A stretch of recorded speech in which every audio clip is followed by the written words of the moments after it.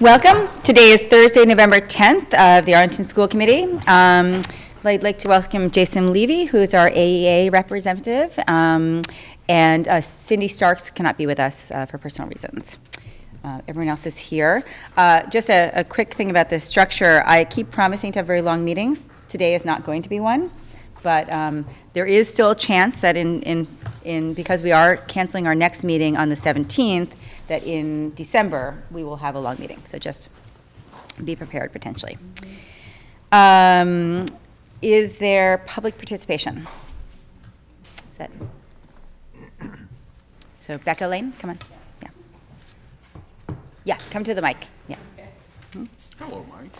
Good evening. My name is Rebecca Lane, and I am the proud mother of Elliot, who's in second grade at Thompson, and Naomi, who will be there next year.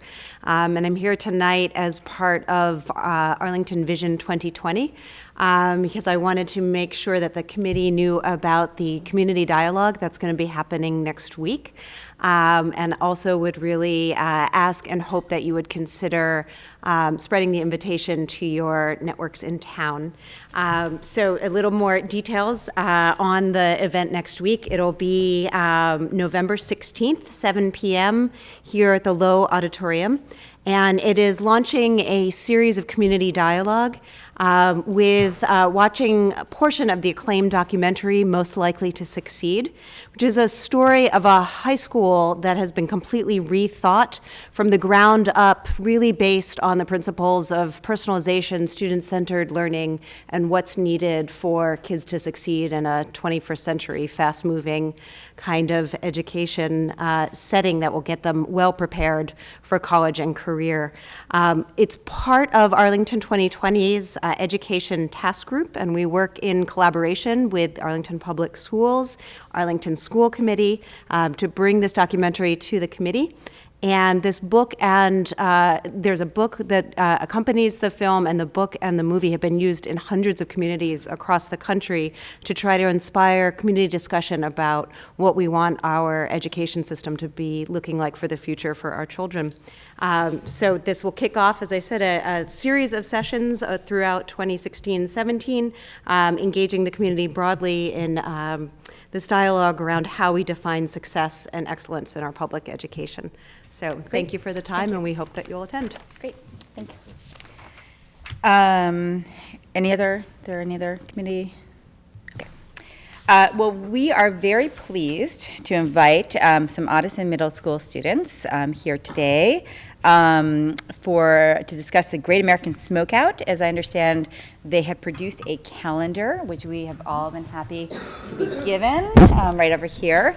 And I think we have some of the students here who are responsible for some of the artwork for the calendar. And so I'd like to invite students and teachers and other relevant people.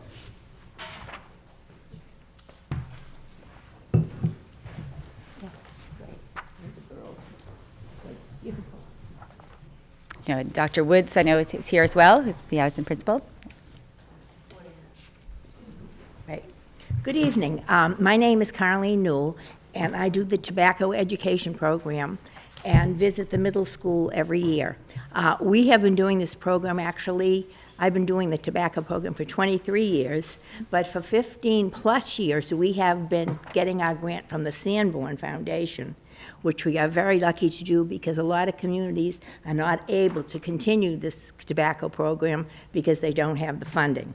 And it just so happens, which is a coincidence, that we have a gentleman here tonight, Mr. Ikondakis, who is with Sanborn, and we just met each other tonight for the first time. But in the spring, I go in and I see over 400 children in the 6th grade. Now, these children were in 6th grade last year, and now they're in 7th grade. Mm-hmm. We are very lucky that we're able to continue the program. The Sanborn Foundation has been very, very generous, and any programs that we do having to do with cancer prevention are programs that they are interested in us doing, and one of them is the sunscreen program, sun safety, that we do with the 2nd graders in the spring. So tonight, I have brought the kids with me, and this is just an example. Remember, over 400 children did the project, and it was very, very difficult to narrow it down to 13 winners. So I am going to have them introduce themselves and tell you what month they are. Some of our winners were not able to be with us tonight. We'll start with the cover. My name's Gabriel Rothenberg. And Oh, can you speak into the microphone, please? Yes, just so it gets onto the TV. my name's Gabriel Rothenberg, and I have the cover. Great. Okay, come on. Right up here. My name is Anthony Iocamides, and I am the month of June. June. My name's Sarah Peterson, and I have the month of August. Okay. My name is Sophia Beals, and I have the months of September. Okay.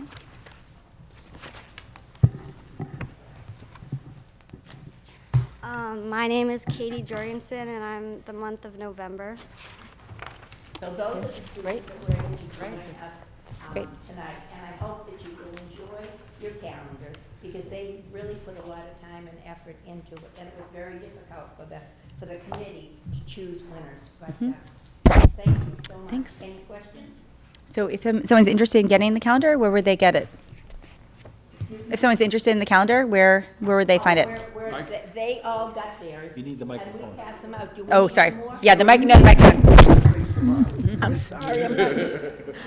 Yes, the calendars were given out to all the students. Okay, great. At the winners, at their school, and the teachers that are at the Audison. And also, I'd like to thank especially Dr. Eileen Woods, who came out tonight to be with her students from Audison. That's really nice of her. Thank you. Thanks. Thank you. Thanks. Thank you very much.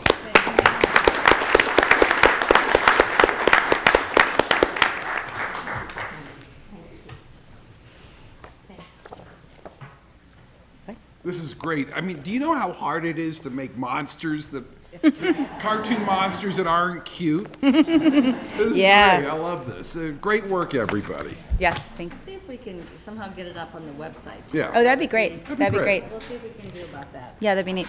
Thank you, Yeah. everyone. And thank you. Good, to the- thanks. the Thank you. Sanborn Foundation. Yes, and thank you to the San Martin Foundation as well. What? Yeah. Oh, yeah, I'm good.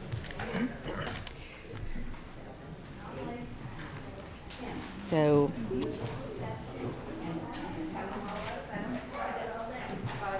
Thanks.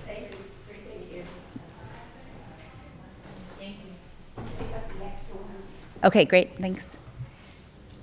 Welcome back, Diane Johnson. I know that we are all excited to both see you and also to hear about the financial reports that we've been looking for.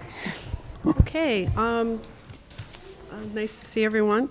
I think that, you've gotten my report, and I think the big news is this year going to be special education. Out-of-district tuition is already tracking $360,000 above budget, and there's significantly more with pricing not yet settled in the final stages of settlement. So I would expect that figure to double, perhaps more. It's very early in the year, and it tends to accelerate as we move into the warmer weather. So on the upside, we do have $325,000 in the town meeting voted stabilization. And so far, there's nothing else in the rest of the budget that's giving me pause in terms of, real, God willing, the elevator doesn't explode again, and we don't have any nasty facilities-related expenses, and we don't have a horrible snow year. But so far, that's the thing we really need to keep our eye on. The other thing to bring to your attention is that there is a revised budget funding summary. The one you got digitally, I did not change the print margins, and so the really exciting 2 columns all the way to the right do not Oh, yeah, appear we on saw the the digital proposed, version. right. What you got on the digital version is exactly what you got in your budget book. Right, Not right. much fun. But as you see, we did very well in revenues this year. We came in significantly ahead of where we projected. Circuit breaker was up, town meeting appropriation was up, and Title I was up quite significantly. And that was very helpful and bringing us to the staffing ads beyond budget, which is the final sheet in your stack. We added $615,000 worth of positions beyond budget. They're not all teaching positions. There's not a lot of, there are many TA positions in this. Some are partial because we needed to fill another section, or, you know, it was a class size related thing. There are some special needs related things because of caseload. So with that brief introduction, any questions? Yes, Mr. Hayner. Going back to your first part about the special needs, is any of that dealing with the issue of getting money back from communities and towns for students that we are teaching from the homes and things of that nature? We're still doing that. We Right. are rebilling, but no, these There's tuition. no issues of collecting that? No, this is money we're really on the hook for. Okay, and the other question I had, it's on the budget tracking report, line 81205. Student 205. Ah, yes. Student activity stipends. My question is that related to the student activity fee fund? No, No. no. Okay, thank you for asking that question. That's a good thing to illuminate. As I said in the report, we were able to recode a number of stipends this year and put them into 3 general categories. In the past, we budgeted for these things all under temporary salary, 81201, but then it's very difficult to go back in time and see, what did you spend on this, what did you spend on that, in a more generic way. You can see it at a granular level, you can see stipend by stipend, but not in a Right. clump. So the student activity stipends are stipends paid to teachers to support student activities, the director of the yearbook, the French club, and things like that. Completely, unfortunately named, but completely separate from student activities, which is handled through the principal, and those are funds raised by students for the use of students. Because we're supposed to annually approve these Yes. things. Do they show up in your regular reports? So we're going to need to, as soon as possible, because we're supposed to do it at the beginning of the year. Did they receive copies of the audit? Yes. Okay. So there's quite a number of recommendations that need to be implemented, and I can't promise that that's going to be very quick. We're heating up into the budget season, and I'm short on staff, the key staff that would be handling this. I think I need to, well, I was just going to say, sit down with you, because we initially brought it up at policy, for the policy aspect of those issues. We came to what we think, we need a couple more questions to be resolved before we bring it forward, but I'd like to sit with you and share what we've done with that piece of it already. That would be great, and I'm happy to sit with you, Yeah. but the other piece is that this particular piece of bookkeeping has never come through my office except in the reimbursement, so I don't understand. have access to the books for this. But one of the things that it says, it's in the statute and everything, that we, the committee, have to approve the funds each year. So I don't know who is responsible to put that together for us to do I it. think Dr. Buddy can speak So- a little bit to this, yeah. It's handled in the high school, and we probably need to give some guidance to exactly what kind of report needs to be. Well, I'm not looking so much right now, the report would be at the end of the year. I'm looking for, what the statute says is that the school committee must approve the funds for each program at the beginning of the school year on an annual basis. My understanding is that you're approving that, say, for example, the boys lacrosse team, the French trip. It might be doing a line it might be item. the student activity fund for the high school, or I thought it Each was that individual? the school committee needed to be made aware of what the students were collecting funds for and what they were going to. Yeah. So I would think at the beginning, you would want to see that, there's a big ledger I think that's the where issue. it shows all the different activities that are active.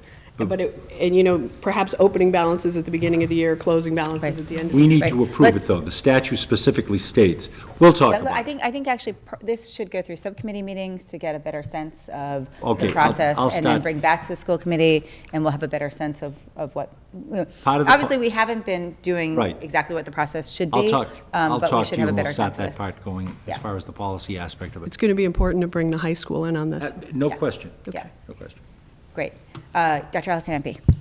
Looking at the funding sheet, I'm just wondering, when we're thinking about FY17 proposed, shouldn't we be looking at what our actuals were rather than the budgeted? Yeah. In funding. Yeah. If you look back over time, these are updated funding amounts? But the numbers that we have, it's FY14 budget, FY14,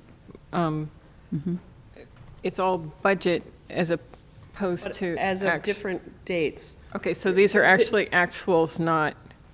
They are the funding amounts as of those dates. Okay, so it's not actually. There's no expenses on this. No, I understand, but it's not what we put in the budget. Correct. It's what, okay, so it's it is actuals. actually actuals, it's just not identified. So when you see a date like March, that's probably in the budget. When you see later dates, that's updated subsequent to the summer changes. Okay, I'm confused by the heading. Yeah.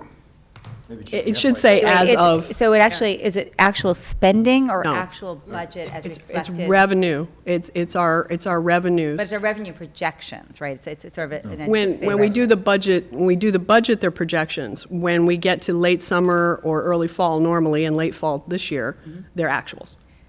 Right, so I think, Kirsty, like maybe, I mean, especially since there's different dates for each of them, there's not a sense of, Well, I'm not, I should have shifted this, but FY14, 828 is what we ended up with at the end of the summer. FY15, 828 is what we ended up at the end of the summer. 9/8, same thing, and 16. Yep, okay. And you didn't get one in September and October because I was out, so should have been at the end of the summer. You would have gotten in September had I been here. So this is the actual budget that was approved by the school committee, FY7, column as G. amended, 17. as amended by the summer spending. As amended by the summer spending, okay. Yep. So that's what it is. So rather than proposed, it's just actual budget. Correct. As amended, okay. But it's not actual spending. No, has nothing to do with spending. Or grants, rather, I mean, No, this is actual grants. these are actual. These are actual grants. And going forward, we'll get the September one. You said you're missing one here, am I correct? A column? You didn't get it in September because I Oh, got didn't it, do it in got it, I got it, September. So okay, you got fine. it in November instead, so Fine. that's the anomaly there. Got it. Okay, Mr. Thielman. Kirsty, you done? Oh, sorry, yeah. So I just want to get the overall picture here so I'm clear on it. Our variance is $535,948 To the good. to the good as of 11/3/16. We have a negative variance in special education out-of-district spending, but it still nets out to a positive variance of 535. No. No. We have a positive increase to funding Yeah. of 535. Okay, positive increase to funding. Very good.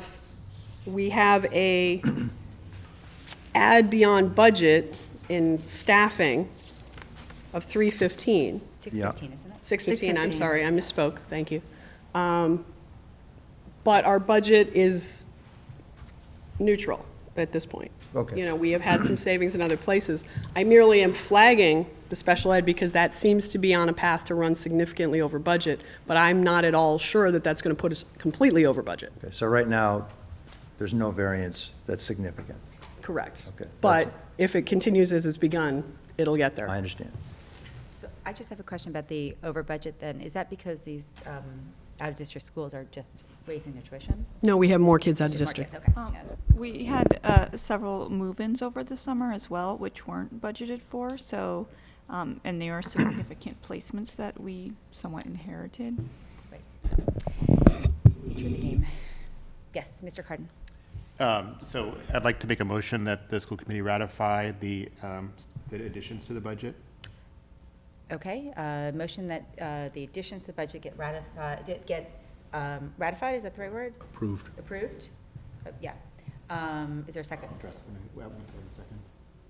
Second. Seconded by Mr. Thielman. So I believe under our budget policy, this actually should fall into the buckets that we approved, but we don't have it broken out that way. So, and I'm fine just approving it this way, but I think just a going forward basis, we're responsible for setting the budget. We set the budget, we got more money.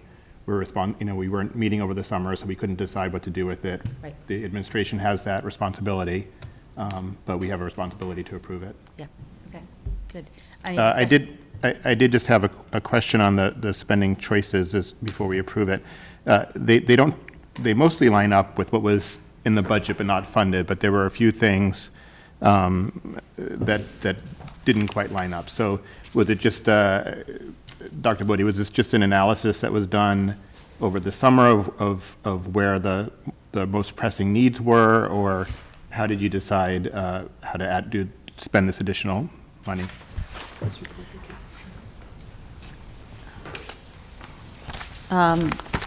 The issue was really what the staffing needs were going to be over the summer. Some were dictated by special education. Some had to do with just needs in terms of more building subs or a classroom teacher. I think it is in your, I was just looking here if it was in there, yeah, it is.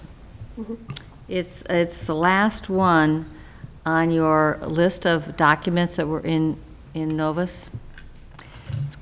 It's the staffing ads beyond approved. Yep. That's what we're talking about. Right. And so are you, let me see if I understand your question better. Are you asking me why we would decide to add a math science coach or an English language learner or classroom teachers in social studies? Right. So just for example, the original budget request asked for a .2 math coach, which was partially funded. I don't have, actually asked for a 1.6 math coach, and only a .2 was funded, and this was increased by an additional .4. So why did you decide the math coach instead of, something else that wasn't funded, like the that's a great question. Okay. information technology instructor or literacy coach? One of the things that we learned as we were looking back on last year's experience with implementing the FOSS kits is that teachers would have liked to have more support than they had. And we were, this year, going to be implementing more of the new science kits in 4th and 5th grade, I believe. Last year it was in the early grades. And of course, the science taught at those upper grades are even more sophisticated. So we decided when we knew we were going to have the additional money that this was an important investment in the support of teachers. And so far, the feedback has been positive on that. It is barely, I mean, .4 is nothing really in terms of the science coaching, but it was an effort forward. It worked out well, and this is the other piece, so it's sort of the serendipity of the situation. The person who is the science coach is a teacher in the high school.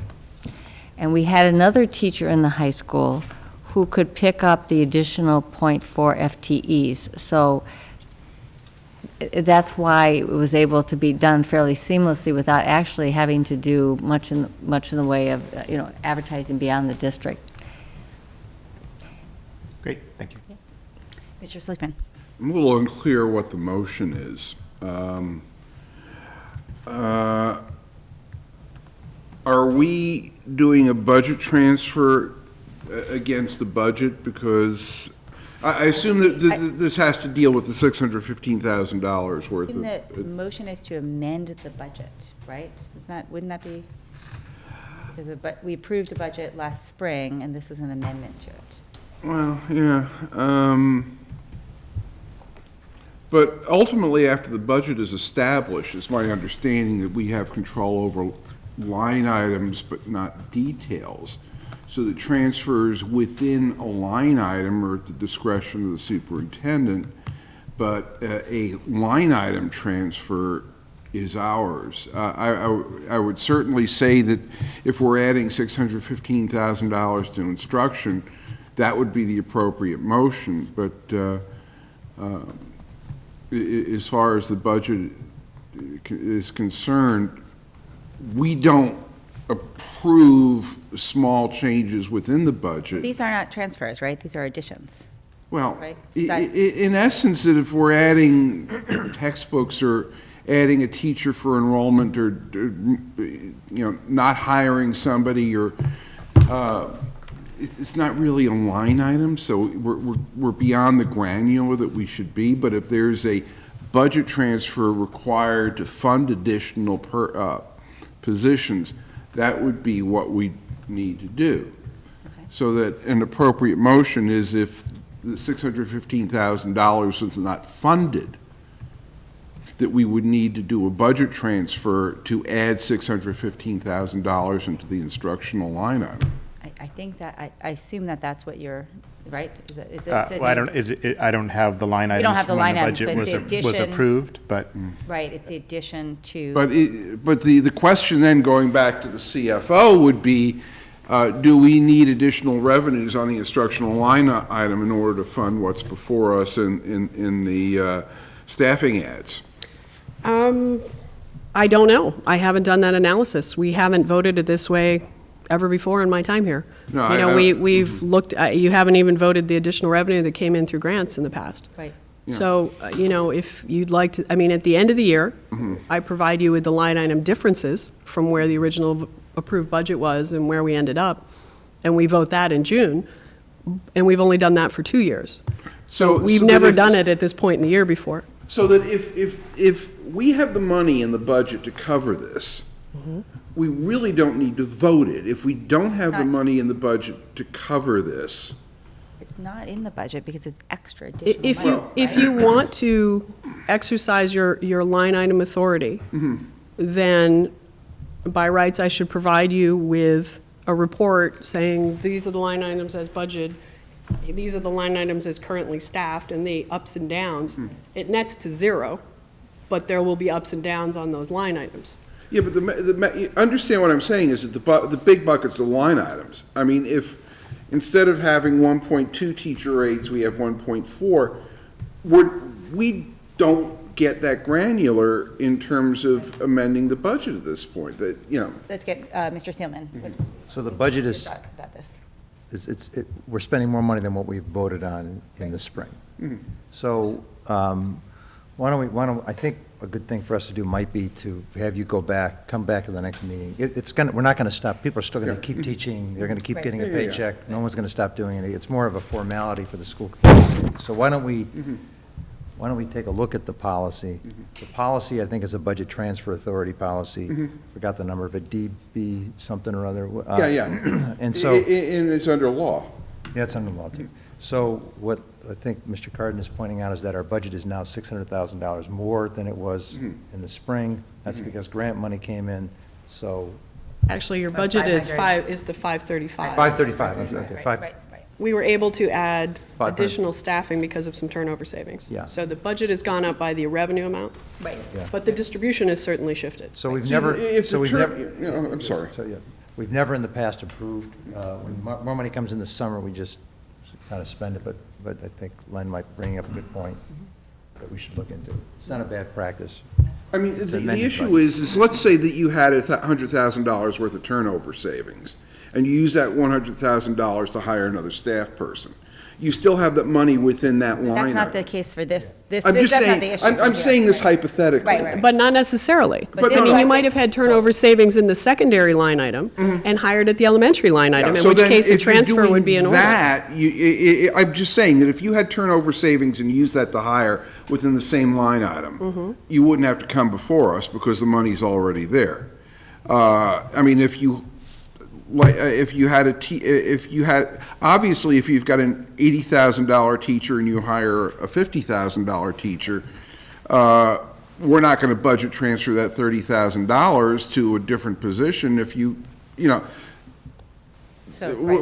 we're getting granular, but if you need more money in the, say, secondary instruction line item than we put there, then our procedure would be to add the money to do this, but we don't approve to the granularity of that spreadsheet. So, Okay. so I think there's two things going on. So can I move that we refer this to the budget subcommittee to prepare an Okay, appropriate so motion? right now, we have a motion on the table that's been Yes. seconded. What should we do with that? You either pass it or defeat it. Yes, I was doing that as a shortcut to our procedures. Yep. I'm happy to withdraw the motion Okay, so the motion's and been follow our withdrawn. procedures. Okay, so, But I think, let me just say one thing, I think Len raises a good point. You know, we've had, this has sort of been a constant thing, we've never, it's not like we're looking the other way, it's great, more money came in the summer, and the superintendent is spending it, and that's her, prerogative, and But it's probably not a bad thing for us to formally amend the budget if we Okay. want to. But it's something, it's a policy, It is something, appropriate for us under law to make a budget transfer to fund the line item. right. So that's what it would be appropriate for us to do under the law. Okay. And so that just, I'm glad we're doing this. I'm glad we're talking about it and doing now rather than just cleaning it up at the end of the year. Yep. This is the appropriate time to do it. And I commend Mr. Carden for bringing it up right now, but the technical procedure and our authority rests in one spot. Got it. Okay, Dr. Allison Ampe. Okay. Budget will take this up. Okay, And budget. figure out a procedure. I think the thing is, we can't just follow procedure, because I don't think we've actually We got don't, a we've never had a procedure. for This is a doing request this. for, yes. Okay. And also, this is more money than we usually have to deal with in this way. Right, we have, So right. that's part of Yes, it. that's right. So Okay. we'll do that, and we'll report back. Okay, so budget is taking this up, they're gonna come back to us, and we'll figure out the format that the information is gonna be presented. Yes, Mr. I just Turner. think, and I don't know how to do it, we need to make it clear, we're talking about extra money, and at the beginning of your presentation, we were talking about a potential shortfall. Could you just clarify for the audience? Sure. Thank you. Our revenues went up by roughly $500,000. We have added additional positions that we were able to fund in part by that $500,000 and in part from savings, having older teachers retire and less expensive younger teachers come on board. So relative to the entirety of the budget, we are now tracking pretty well. We are showing an overage in out-of-district special education that I predict to escalate, not decrease over the course of the year. And we will probably have a deficit situation unless all the stars align, not a flake of snow, no major problems of any kind. You know, we could come in okay despite the overage in that line, but probably not. Thank you. Just wanted people to hear. Thank you. Actually, so I just have one question about the summer hiring additions. So there's a big chunk at the high school. Is that partly enrollment driven? Because I know that we had sort of a slightly higher high school numbers than we were originally thinking. Correct. And it also has to do with sometimes scheduling.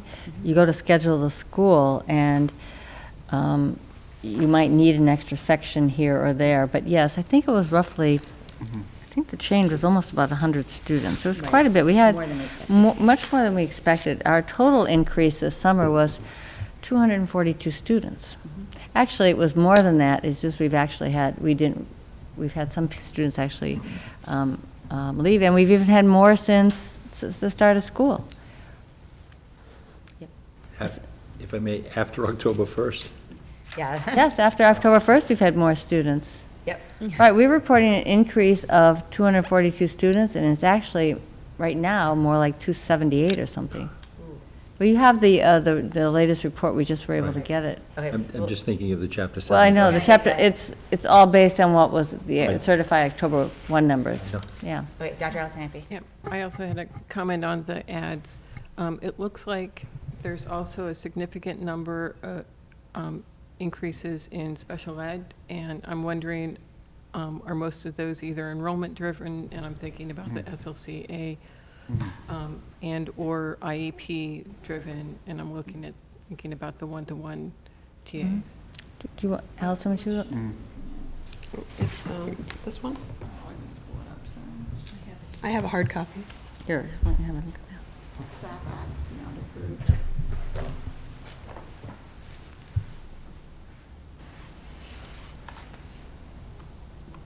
The SLCAs, yes, because that grouping is larger than we anticipated.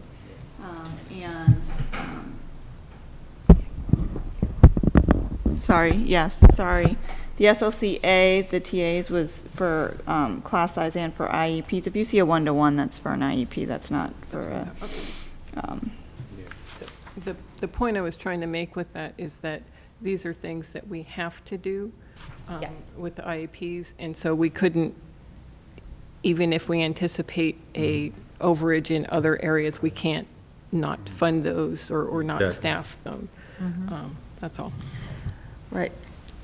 And there were some things, for example, you'll see a visual arts. When we went to schedule, which was an enormous challenge, all the specials into the elementary, it just sometimes doesn't fit. And so we've had to, supplement during the course of summers. Usually that's what happens, is you go and do the schedule, and then, and in order to really schedule the school without disrupting other things, you have to add some positions in there. And that happens every year. Right. Every year. And then you include IEP obligations, and then you include such big enrollment growth over the course of a summer. That's what happens. So just as a shorthand, when you're looking at this position report, anything that starts with XSPD is a special ed position. That was what I was getting. I just one more question. I know that the instructional materials is quite a large variance. Is that? But also, you'll notice that textbooks is quite low. That instructional materials is spending right Okay, so over, it's and weak. textbooks is low. And in the age of digital education, the line between instructional materials and textbooks is getting stranger and stranger. Yeah, okay, great, thanks. Anything else? Okay, great. Thank you. Now we go into the superintendent evaluation. So we've done something, every year we do something slightly different, so it's not that this year is any different. What we have agreed to do is, I'm going to give you the overall responses that sort of evaluations that committee members have given, the overall result of that. Then we're going to each read our comments. Rather than reading comments for each section, we're just going to, we've all sort of rolled our comments into the larger overall comments. And I'll tell you the process that I did. I actually found this a much better process than in previous years. I went through and wrote my comments for each of the sections first. Then I cut and pasted them onto the overall comments, and then I added things that weren't mentioned that are related to our district goals. So actually, I really personally liked this process. I felt that it captured what DESE wants, but it also gave us an opportunity to reflect on progress on the district goals as well. In step 1, we have professional practice goals, student learning goals, and district improvement goals. At the end of last year, we made a decision that the professional practice goals and the district improvement goals were the same. You know what, I should probably read this. Let me open up that.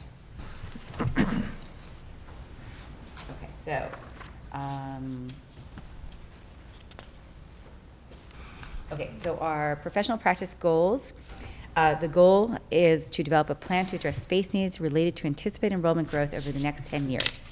The evidence required are the Kivin report, the plan to respond to the report, including plan for the enrollment growth at all 3 levels, high school, middle school, and elementary school, and communications received or sent to the MSBA regarding the AHS rebuild. So the evaluative period that we're looking at is July 2015 to July To June.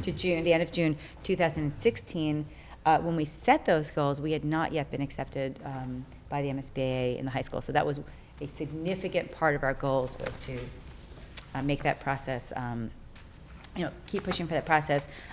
Luckily, we were accepted in the course of that year. So for that goal, which is the same as the third goal, Dr. Alice Nampe said significant progress. Mr. Hayner said met. Mr. Carden said significant progress. Mr. Schlickman met. Ms. Starks, who's not with us tonight, significant progress. Mr. Thielman exceeded, and myself met. The overall result is of a met, and that's just adding them by numerically. The student learning goal for this year is to close the achievement gap in the Arlington Public Schools. The evidence required are the PARC reports, and so that's what we. Dr. Alice Nampe said some progress. Mr. Hayner said met. Mr. Carden said significant progress. Mr. Schlickman said significant progress. Ms. Starks significant progress. Mr. Thielman met, and myself significant progress. So the overall is significant progress. And as I said, the district improvement goal is the same, although there was one member who had that coded differently, but the end result is the same. For the performance on standards, go through what these standards are. The first standard is instructional leadership. more detail. Just double check on this. So, yeah, so what we have is, and these are all available, or they will be available tomorrow on the website. You can go and look at, what we're doing is we're just giving you the sort of executive summary, but the details are on the website.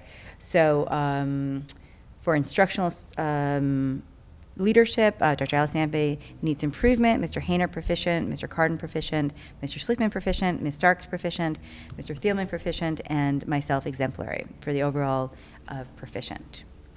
Standard 2, management and operations, Dr. Allison Ampe proficient, Mr. Hayner proficient, Mr. Carden proficient, Mr. Schlickman proficient, Ms. Starks proficient, Mr. Thielman proficient, myself proficient, for an overall rating of proficient.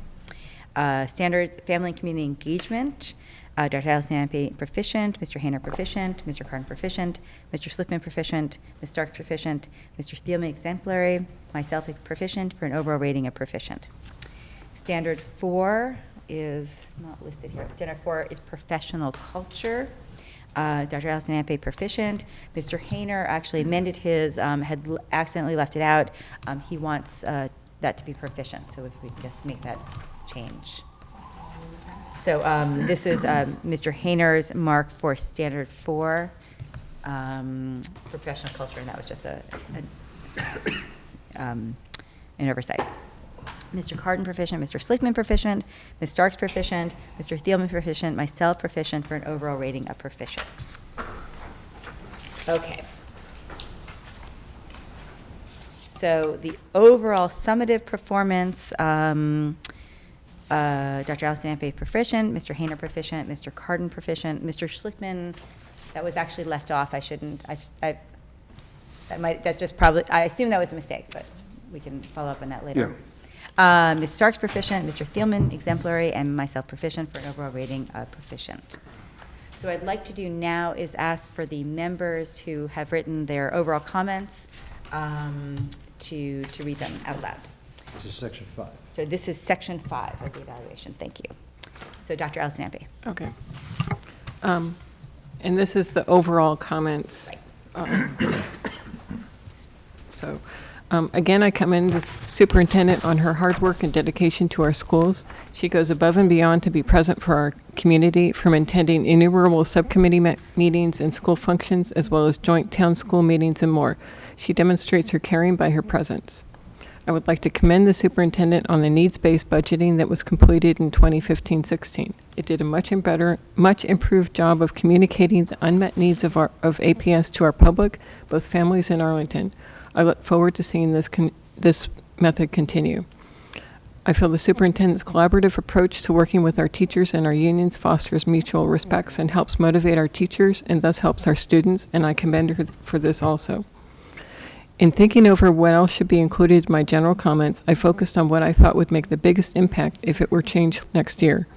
The biggest change I would like to see is for the superintendent to share more high-level analyses, completed either by her or by her staff. For the most part, we have not seen information rolled up to higher levels. Topics could include items such as suggested by the CBI form, analysis of classroom walkthrough data, analysis of staff evaluation data, analysis of student feedback or staff feedback. Succinct written reports would help communicate what is going on in APS, what is going on to APS staff, to the school committee, and to the public. They would also set a standard for other APS administrators to emulate.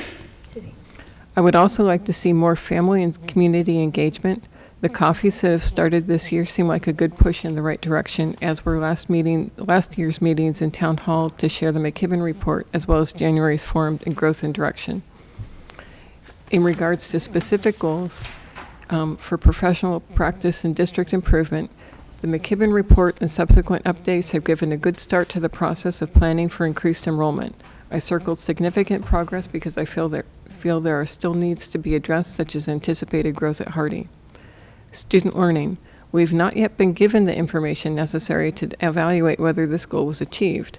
I circled some progress because I was able to locate subgroup scores on the DESE website, and my preliminary analysis suggested that the achievement gap was not increased despite the change in tests.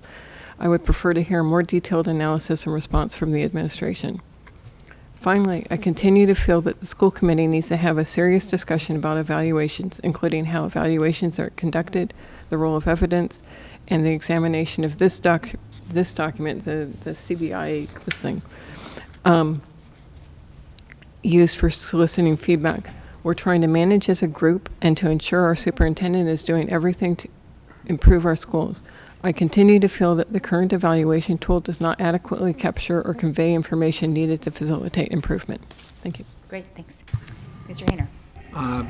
Before I begin, I'd just like to say I've modified this slightly. I will send a copy to Karen before the end of the night. My evaluation reflects the evidence presented by the superintendent and accepted by the committee as a whole.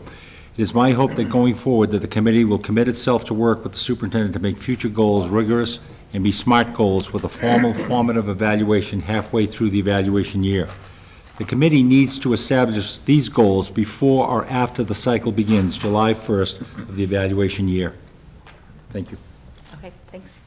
Mr. Cardin. Thank you.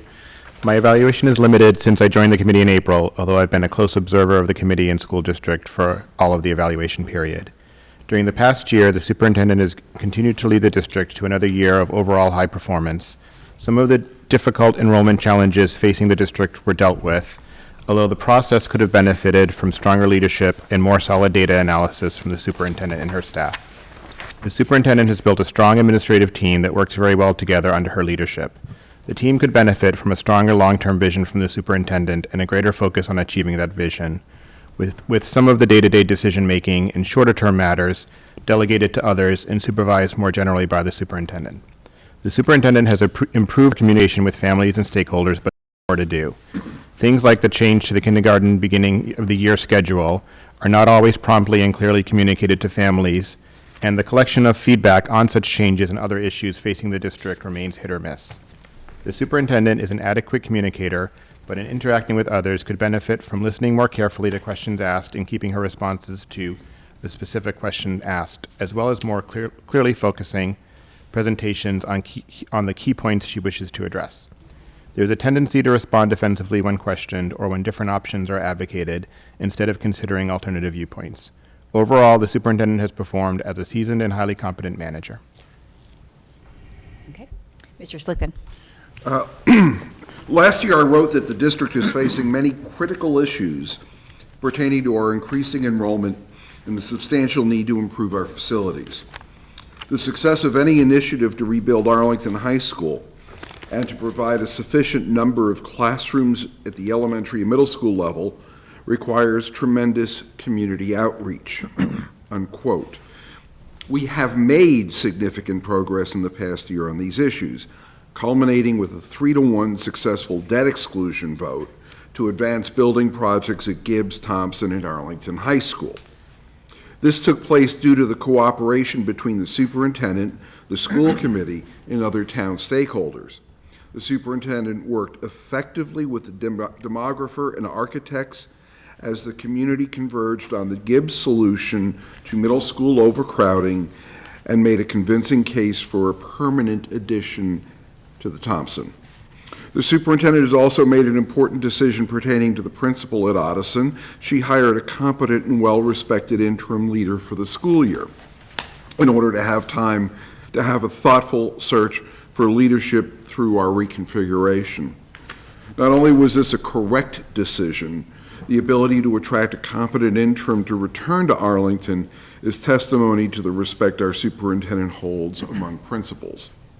Dr. Bodie continues to be a proficient veteran superintendent, leading a lean operation staffed with talented teachers, administrators, and support staff.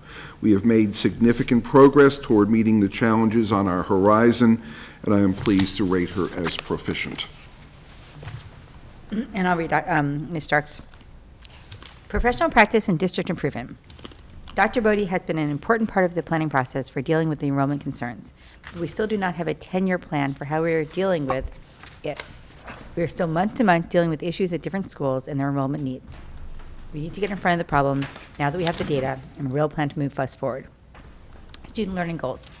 APS makes progress towards closing the achievement gap at some schools, but seems to have issues at other schools. Moving to Park this year did not help me understand how we're doing towards this goal. Okay. Mr. Thielman. All right, I wrote a lot, maybe I'll. Yeah. So you want to do the whole thing? You want to do it? Yeah, read the whole thing. All right. We're not reading the subsection, so, What? we're not, I mean, this is all we're reading. We're not Yeah, reading right, the okay, subsection, no. So I think this is good. All right, thank you. Developing an enrollment plan was the primary focus of District Goal 3 in FY16. The need to address our enrollment challenges was the dominant issue for the town last year, and accordingly, it encompassed both Dr. Bodie's professional practice and district improvement goal. Not only did Dr. Bodie develop an enrollment plan in FY16, but she began to implement it. Therefore, in my judgment, the appropriate summative performance rating for Dr. Bodie in FY16 is exemplary. Many people, including members of the public, town officials, and school committee members, took part in a town-wide process in which multiple options for addressing our enrollment challenges were explored. In the summer of 2015, Dr. Bodie presented 2 solutions to a skeptical public: expanding classroom space at Thompson and repurposing the Gibbs as a public school. The Gibbs had been used for 30 years by groups that served our town well, and very few of us wanted to engage in a process that would evict those tenants from that building. Furthermore, it was not easy to tell the public that the new Thompson School, which had opened only 2 years earlier, needed more classrooms. In FY16, the school department, led by Dr. Bodie, engaged parents, teachers, and the entire community in a thoughtful process about how best to house the new students coming to our town. By June of 2016, the school committee adopted Dr. Bodie's recommendation to convert the Gibbs to a 6th grade school, and 75% of the town's voters approved funding for the Thompson expansion and Gibbs rebuild, precisely what Dr. Bodie proposed in July of 2015. In that same vote, the town approved funding for a feasibility study for a new high school, securing town support for the Gibbs rebuild, the Thompson expansion, and the AHS study exceeded the expectations of many people, including me, when we began this process in early FY16. This extraordinary success was due to Dr. Bodie's vision and leadership. At the same time that she addressed the enrollment challenge in FY16, she and her staff developed and implemented a successful plan to construct modular classrooms at the Stratton while that building is being rebuilt. 3 ongoing capital projects, Gibbs, Stratton, and Thompson, coupled with the launch of the MSBA study at AHS, are a lot to manage, but they are being done well by Dr. Bodie and her small staff. There were 3 other district goals in FY16: student achievement, staff excellence, and professional development, operations, communication, and stakeholder engagement. For District Goal 1, student achievement, the superintendent and her staff are to be commended for revising the K-12 visual arts curriculum, the work of the Safe and Supportive Schools Task Force, implementation of responsive classroom training, implementing teaching strategies that leave more room for the expression of personal feelings and social commentary, expanding enrollment in AP classes at Arlington High School, and increasing opportunities for AHS students to experience learning outside of the classroom. The district is to be commended for its generally high performance in the PARCC exam. While the test is new, scores for a few grades in some schools are lower than we'd like. Some student growth percentile data is of concern, and we still have work to do to close the achievement gap for some of our students. For District Goal 2, staff excellence and professional development, the superintendent and her team are to be commended for the broad participation of APS faculty in summer and school year professional development programs, the use of data during early release days at the elementary school, the focus on ensuring staff complete sheltered English immersion courses, and an increased ELL push-in into core classes. In the future, I would like to see a correlation between student performance data and faculty staff professional development. From the information we were given, I did not have enough data to know if the professional development resulted in higher student achievement, though my understanding is that faculty found the professional development helpful. For District Goal 4, District Operations, I urge the completion of the dashboard because it is an important tool for communication with all the district stakeholders. I commend the superintendent and her staff for increasing the number of people of color employed by the Arlington Public Schools and the completion of cultural competency workshops by district administrators. All in all, FY16 was an excellent year for the superintendent and her team, particularly in regard to the execution of a plan to increase the district's enrollment capacity. So I have titles for mine. Staff excellence and professional development. Superintendent excels at creating professional culture that fosters a shared commitment to high standards of service, teaching, and learning. The superintendent is reflective about her practice and encourages others to be so as well. I commend the superintendent for continuing to focus on initiatives such as teacher-led professional development, co-taught courses, and professional learning communities. The many new initiatives in the districts are evidence of an atmosphere that is nurturing to such initiatives. It is clear that there are multiple opportunities for teacher leadership and growth, and that this is a high priority for the district. However, I have not seen what we would be considered a strategic plan for leadership development, which was one of our goals. Similarly, I do not have enough evidence to assess whether we have improved EL teaching and learning, though it is clear that the district has focused on efforts in this area. The district is committed to offering professional development to support the new elementary science curriculum in grades 1 through 3, though I understand that teachers find it difficult to share kits as they then cannot work in the same units at the same time. Resources, infrastructure, and education environment. I commend the superintendent for carefully managing the many logistical challenges this past year. In collaboration with the school committee, the town manager, and the school enrollment task force, a multi-year plan for enrollment growth to the district was developed and is in the process of being implemented. Plans were developed and executed to temporarily house Stratton students and staff during their 2016-17 renovation and to house Thompson students as they wait for their building expansion. Especially welcome was the acceptance of our application with the Massachusetts School Building Authority to begin the process of rebuilding or renovating the high school. I would just point out that there is still work to be done to assess whether we need to add on to Hardy, and to note that in the future we should pay greater attention to information that is presented to town committees to ensure that it's comprehensive and informative. Excuse me, I have a lingering cold that's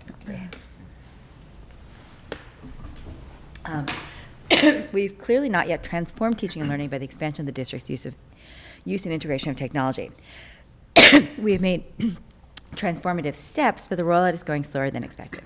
This is to be expected. Rollouts often go longer than expected, but it'd be good to know what our plans are. Let me just take another sip. Sorry, I'm on the mend, but this cold has been nasty. Operations, communication, and stakeholder engagement. Communication by the superintendent has improved in recent years. The superintendent's monthly newsletter is a valuable source of information for many families. I commend the superintendent for attendance at numerous parent community school events. Being present and visible has both symbolic and actual value. The superintendent's work to better organize the district's website is laudable, though the high school website still needs significant work. Work on the dashboard, however, has been slow and does not seem to be a priority. Sorry.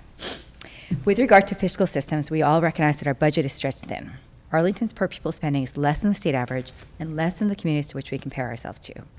This past year, we successfully lobbied for an increase in the enrollment growth factor.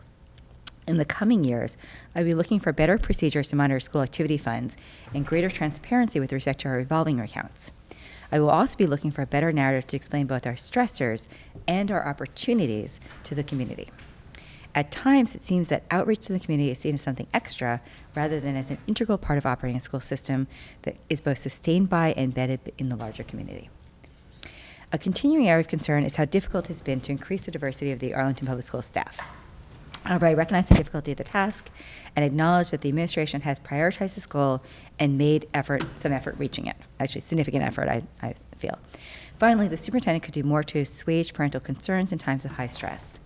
Ideally, this would involve communicating fully with the community within the limits of privacy, hearing parental concerns as soon as they arise, and taking full responsibility for failures of communication or action. Okay. Would you like to respond? Well, I want to thank all of you. You gave very thoughtful responses. I'd be interested in seeing the actual documents, which I don't have yet. Right, and they'll be available online, as I understand, tomorrow. Yeah. It would be nice to see it ahead of time, but I appreciate the thoughtfulness, and I think there's a lot of... Oh, no, it's no school tomorrow. Oh, there's no school tomorrow. Oh, okay. Not till Monday. Oh, yeah, Monday, maybe. Monday, okay, right. There's a lot of thoughtful suggestions here, and I appreciate the recognition of the work of last year. That was fairly significant, the effort with respect to our buildings. We have a lot going on. In fact, I don't know any district that has quite as much as like Brookline. It's just, and it's enrollment driven for sure. But it's important that it's community decisions on these, and it's important that people have a process. And I thought last year went very well in terms of, understanding the problem, working through as a community what the best solution would be. And, I was just bowled over by, I think everyone was, the support of the community in going forward with these projects that are not supported by MSBA. So if we weren't dealing with the enrollment growth we have, we wouldn't be having the pressure to move forward with all these building projects. But I also commend my staff because it is a lot. There's a lot going on, and so there's that management operations piece, but then there's also how we want to move forward in teaching and learning. And I think one of the things that you sort of hint at, but one of the things that's really on our mind a lot with respect to achievement gap is, what are the levers, what are the interventions that are most effective? And we're looking at trying to get better, and I know somebody mentioned having a deeper analysis. We really do want to look at that issue for sure. And what are the best interventions? Because you can't just, well, let's try this, let's try that, unless you get some kind of analysis as to whether that's a good use of money for it. So we continue to work at that. We continue to work forward with trying to improve the social emotional culture of our schools, because that's certainly a need and will remain a high focus. Also, creating a culture in which all students are welcome into our schools, that they feel respected, valued, part of the community is also highly important to us. And it touched on it a little bit, but it certainly was an effort. I'm not saying we have a lot more to do. We do. And I'm not sure it's a kind of work that you're ever done. It's a journey. You just keep trying to do it.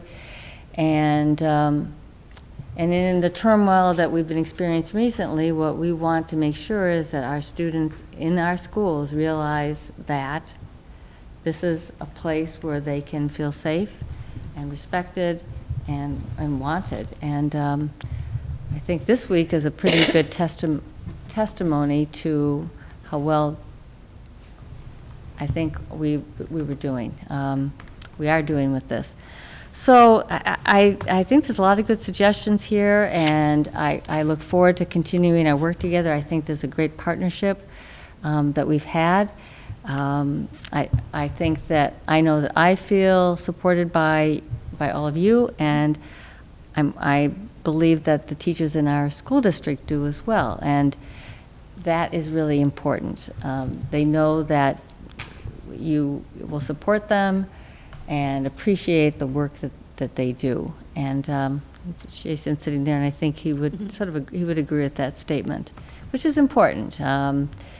It sets a tone in the school system, which is invaluable, really, in the work that we do. So I appreciate your support. I appreciate the some of the critical feedback and some things that we can work on, and maybe some of this can translate into some goals that we might have going forward. And I know we're going to have a retreat in January to talk a little bit more about that. So thank you for taking the time and making very thoughtful comments. Appreciate it. Dr. Alexander? I just want to point out that unlike what it sounds like Dr. Seuss did, I didn't use my comments for the different sections in my summative thing. So if this is kind of what's being used as I may edit mine just to copy and paste the other comments that I made, because it makes it explains better why I rated what my ratings were. I had put those into the individual sections as opposed to into the general. Mm-hmm. I actually did make some edits. I didn't actually include everything, but I sort of cut and paste first it and then kept most of it. But yeah, Mr. Hayner. As far as I know, the only thing that goes to DESE is the overall rating. Mm-hmm. The rest of this is kept, every piece of it, including our document. You can do what you want, but I'm just sharing everything that's in the documents that we turn into Karen. I'm concerned about communicating to our public, not. Okay, great. Oh, fine. DESE, I know DESE will get whatever DESE I don't gets. think we have any absolute timeline. I think we can Right. usually revise this. Yeah. Okay. I'm not adding to it. I'm just moving the Move words things around. around. Okay, great. Great. Thanks. Mr. Slicken. Yeah, I view this as a summary document for the purpose of clarity in what we're reading aloud. Yep. All of our individual evaluations by law are public documents, so We should have them all there, so we shouldn't have to worry about re-editing this document unless Yes, no, right. there's a desire to make a change from what was posted there for whatever reason, if it was inaccurate. Right. But this was your summary This of is my our summary. documents. Right. Which would be on top of the 7 documents Right, that you received, which are public documents, which people should be able to drill down Right. to. And the reason actually that we don't have it online now is entirely my fault. I waited till last minute to do all this stuff, so I just want to acknowledge No, that. we should do this here first Yeah. before we put it online Yeah, anyway, so yeah, that's okay. appropriate. So, okay, great. Right, we can't share it Yeah, before. you did a good job, Jennifer. You did. Okay, great. Any other comments? Okay, so several people mentioned we are doing a retreat in January to really look at this process. I think one of the things that was a frustration for us that we only partially solved is that the form that DESE requires us to fill out is different than maybe what we care about, which are have we made progress on our goals. And so we want to sort of figure out a better process. So we're going to be investigating that in January. Next, then superintendent's report. Right. Quite a few things. Well, the first is looking at a brief report on the school enrollment task force, because the task force came together this past week specifically about enrollment growth at Hardy and where we're going to go with this.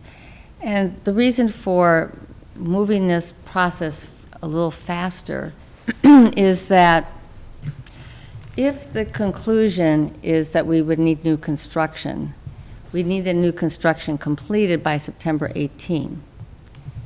And you start backing that in, we need to be able to bring a proposal to spring town meeting. And then it gets complicated in terms of what the cost is. I think that, there's some thought that if we need new construction, that we would probably have part of the vote when we do the high school. And that date has to be set, because that would be getting a little bit ahead of our process in terms of where we are in that. And I can talk a little bit about that in a minute. But at any rate, at the enrollment task force, we looked at two things. One is what would be the effect of a MUGAR development on enrollment. And I did some analysis on the town side, and many kudos to Adam Karowski. They looked at, in the Hardy and the Thompson district, they took a look at the number of 1, 2, and 3 bedroom houses, apartments, I should say, and how many students are attending the Arlington Public Schools in that sample. Then looked at Sims, looked at the Brighams, again, looking at by number of apartments, then comparing that in a proportional way to the MUGAR property. And the conclusion was that we could see anywhere from 11 to 32.5, actually 33 students, K-12. So we don't know what the breakout would be if it was preschool, elementary, or at a secondary level. So that's just based on the analysis of the apartments in East Arlington. So, but it's hard to say. You just never really know, but you have to have some way of trying to think that through. And so that is one factor, but then the other is we have the new McKibben numbers in August, and so how do you put all this together in terms of trying to do an analysis of what we should do? One thing that you probably are aware of, we did have NV5 do a cost analysis for modulars, looking at leasing versus buying, in anticipation of Addison needing them. So we do have that analysis right now. We also have the current bid on Thompson, so we know what the per square foot is right now. It's $319 per square foot for the addition. And the industry standard right now is about a 5% escalator. So we have a lot of our cost pieces in place. So what we needed to do was to look at some further analysis of looking at the building once again, which we've done once, but we'll look at it once again to see if there's any reconfiguration possibility, and what the needs would be, where would you put the modulus if we had it, and what would be the proposal for new construction if that was a conclusion. Mr. Slickman. Okay, would this be an appropriate time to put the motion on the table for discussion? It would be an appropriate time, yes. Okay, first of all, I will move that the Arlington School Committee supports the approval for Arlington Public Schools to use HMFH Architects for further study options to accommodate the student enrollment growth at the Hardy Elementary School, where they are reaching capacity. Great. Second. Seconded by Mr. Hayner, yes. Now, the one thing I like is it's, since the motion was written, the word specifically was crossed out, which I think is important. I want to go back in history to, Do we need a dollar figure on it? No, did I understand it the other night that we are paying for this? Correct. Yeah, we have So, a dollar estimate on it. I would suggest, if you'd accept a friendly amendment, not to exceed $10,000. Because the letter said $5,000 to $10,000. Right. okay, fine, I will accept that as a friendly Not to amendment. exceed, sure. Thank you, sorry. No problem. You know, when, back in 2012, when we voted the redistricting and we went through all that pain, we did so because SBA said, well, you know, the Thompson is too big for the population. You guys really need to move people east. Well, guess what? It's the other way. And looking at the Hardy site, I really question whether it is advisable to add more building onto that postage stamp. Well, I think that's the That's sort of the process that I just would like to point out that we can start undoing some of that twist over in that direction. And I understand that would involve, let me finish. Yeah. That would involve the R word possibly and redistricting back in that rotation to the point that maybe you look at putting the addition at either Brackett or Bishop where we have land and taking the areas that we pushed east and pulling them back. I mean, for example, the area around Medford Street, between Medford Street and the cemetery, that would easily flow back over to Bishop. Right. And if we're bringing population east into Bishop, from the east toward Bishop, then we could take population south of Mass Ave and push that up towards Brackett and put in a Brackett addition.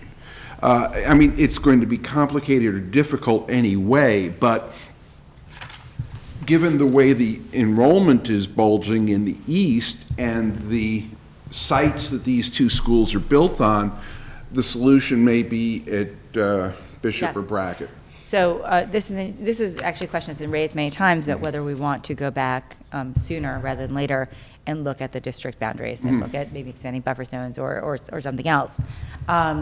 We have a motion on the table which is just for the study. Do we want to have a separate motion about? I don't want to make a motion. You just want to make a comment. I want to make that commentary okay. so it's on the record as HMFH goes off and does this. Yeah. And the school enrollment task force, where we're ably represented by Mr. Hayner, he'll take back some of the commentary, and Mr. Thielman. They'll take back some of the commentary and some of the thinking from around this table that we may need to look at solutions beyond the obvious of adding onto a building where that's hard to add onto. Might not be the best place to do it. So that's my commentary. Excellent. So we have actually talked about, we might want to sort of informally refer this at this point, and maybe, I'd say we refer it to community relations because Ms. Starks is not here. No, but actually. It's premature, but I'd like to hear. But then we just sort of, we should, but we know these conversations take a long time. So it's actually worth having preliminary conversations, even if we're not doing anything about it yet. Fine. So I'd like to do that. Mr. Hayner. Just very quickly, the hard part, and the town needs to know this, is we have a time crunch. And the time crunch, this study will give us information to either look at the suggested solution will either be temporary modular units in anticipation of an addition, or modular units may meet that need because the movement may be shifting and stuff. Right. So the scope of the letter that we received, I think, is laid it out really well. Let's wait till the professionals get it back to us and continue the conversation. Okay.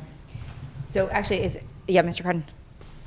Yeah, so I mean, I've looked at all these numbers last year when we were, considering the whole Thompson issue, and I think the problem with moving kids away from Hardy only needs 3 classrooms. Right. If you move kids to another school, you have to add a class for every single grade level, so you have to add 6 classrooms. So you're doubling the size of the number of classrooms that you need. So I think that's a more difficult solution. I mean, let's see what HMFM, whatever they are, says about fitting stuff in on that space. I mean, certainly something to keep in mind is if there are issues with that piece of land, then we will have to look elsewhere. Right. But I think it's not as easy as it sounds to just move some of the students away. Right.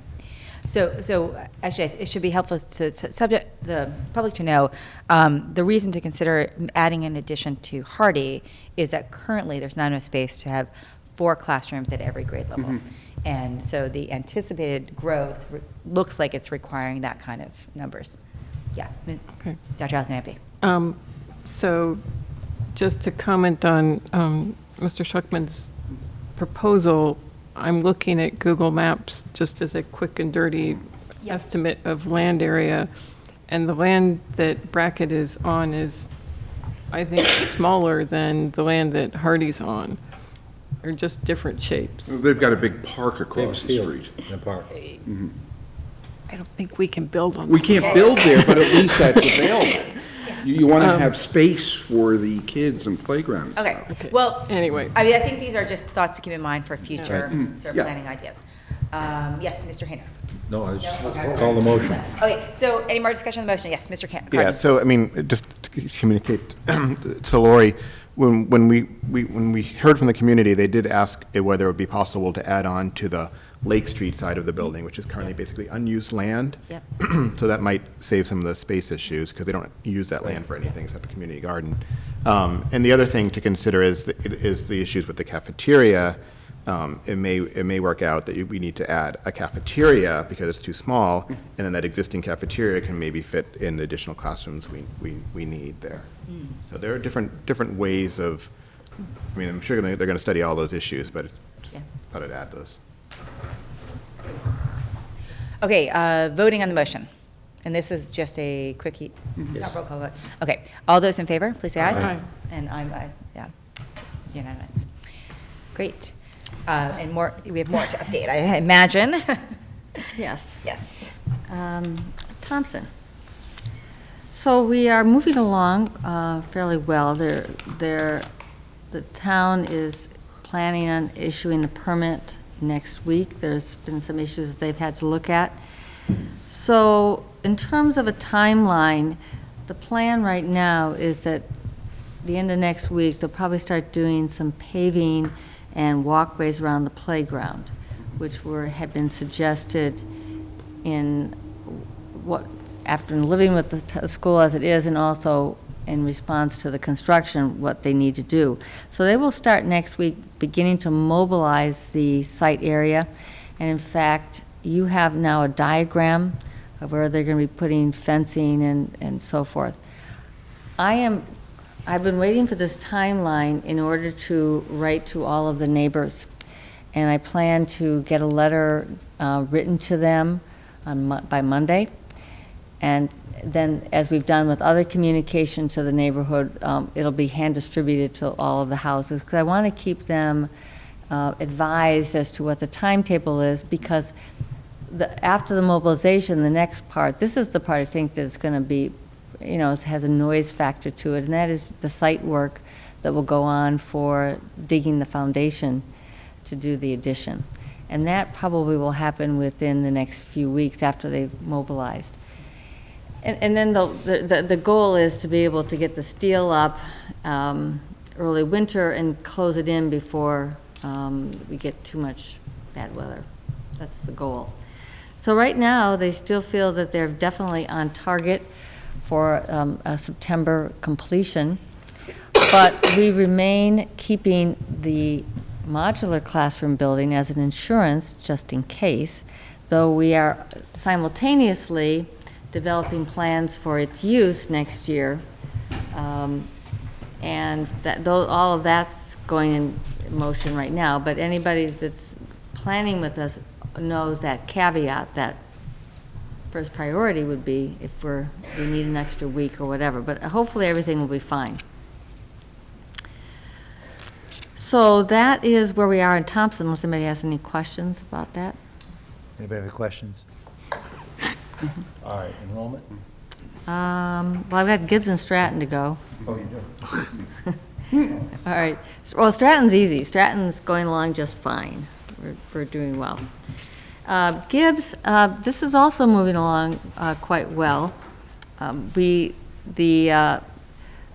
construction company has been selected, and it's Shawmut, and they will begin to be part of the process very soon. In fact, I just got an email today saying we got to redo our meeting schedule so that they can be part of all of our working meetings going forward. The Feingold Alexander has been working on sketches and has a lot of questions around certain content area rooms. And so what we're doing is we're having a meeting this coming Monday in which different people from different content areas, and the Director of Special Ed being one of them, are going to come in and help with some of the planning. And they're going to bring a landscape architect to this meeting because we have to talk about PE and how outdoor space could be used. So that's all happening with the idea that after this meeting on Monday, they will go back, revise some of their plans, and come forward with a draft plan for sometime in December, in which we will have some scheduled forums for comment. At the moment, it's a little premature to say what the dates would be for those forums, but I expect them to be mid-ish December. It's amazing how many things are starting to get scheduled into December right now, but that's what's necessary in order to keep this on track. So those are pretty much where we are. High school is the last one on the building, then I have a couple of other things. The high school is moving along quite well. We've met the committee. It's a small committee, has met with, went into MSBA, and we met with them to talk about enrollment. We gave them some more facts, and they're going to get back to us, which we still haven't had happen yet, and we'll have another enrollment meeting. So the expectation is that we're certainly almost completed the last report that's necessary to go to them, which is due December 5th. I'm sure we're going to get it in a couple days early. And then the process will be when we get scheduled to be hopefully invited into the next phase, the feasibility study. That may not happen till February because I think they've canceled the January meeting. It is what it is. It's just, the only issue with that is that the first phase of the next part of the feasibility is you have to get your owner's project manager, and that's can be a 6-week process. Then you have to get your architects. That could be at least a 6-week process, and it's done sequentially. Are we, I may have asked this question before, and I apologize if you've already answered. Are we at all involved in the MSBA offering the architect and design? I've heard of other projects where they've already had a suggested architect and a design for a high school and stuff of that nature to mitigate the cost. A model? Yes. The school systems that have used their model schools are school systems that have a lot of land, and they can build the model on the land, and then they go back and demolish or reutilize, repurpose the other school. So that's the main factor, and it wouldn't deal with us. Thank you. No. I'm afraid not. They have some beautiful models, but, and it does expedite the process, it's true, but we just don't. Cost too.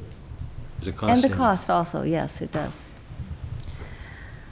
So that's where we are. We're moving forward in all of these. I was